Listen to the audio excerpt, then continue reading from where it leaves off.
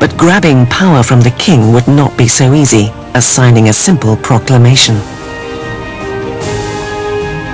All of these early victories that take place at Versailles are largely paper victories, and they have no teeth to back them up.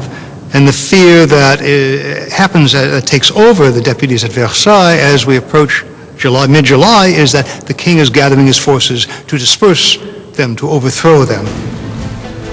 By July, 30,000 royal troops are taking position around Paris.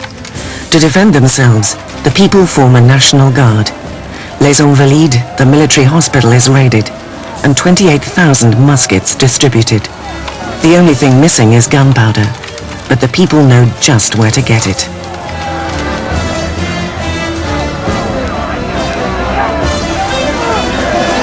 Near the center of Paris, there looms a massive stone keep, an infamous symbol of tyrannical government, the Bastille. The prison houses the city's stores of gunpowder and is legendary as a place where enemies of the crown disappeared.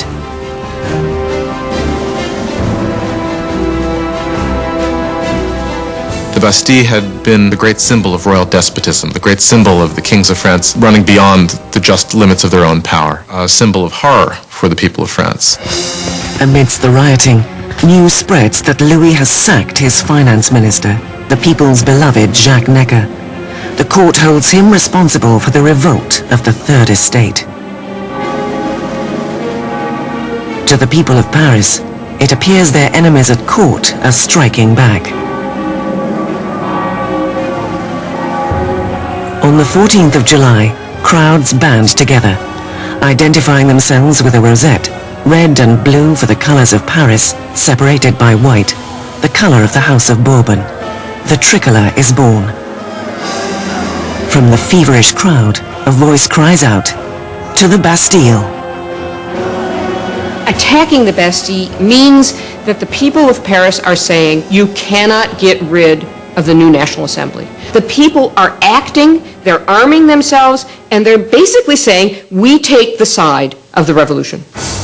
The governor of the Bastille, the Marquis de Launay, tries to secure the prison when he learns of the approaching mob. He mounts a hopeless defense with only 32 guards. The marauders storm the fortress and tear into the soldiers with knives and pikes. Finally, Governor de Launay surrenders, but the enraged mob engulfs him, dragging him into the streets. The jeering horde kicks and stabs at him until his pleas for death are answered. Before the end of the day, the mayor of Paris will meet a similar fate. A revolutionary tradition is born. De Launay's severed head is paraded on a pike to the delight of the crowd.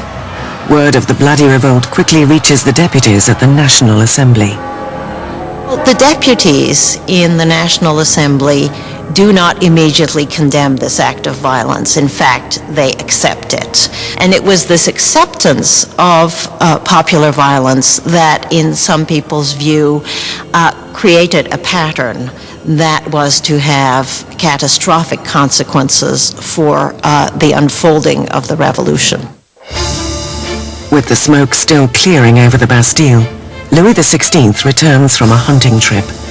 In his diary, under the date 14th of July, 1789, he writes, "Nothing," a reference to his unsuccessful hunt. Then an aide brings news of the fall of the Bastille. "Is it a revolt?" asks the king. "No, sire," he is answered. "It is a revolution." The victory at the Bastille marks a crucial moment in French history. The people had defied their king and won. There would be no turning back. As a symbol of the defeat of oppression, the people dig with their bare hands and tear apart the Bastille brick by brick. They are beginning to dismantle the past itself.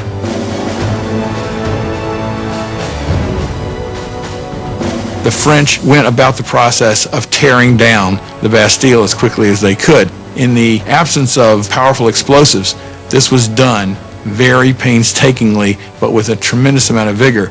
And the bricks were given away, sold as emblems of the demolition of despotism.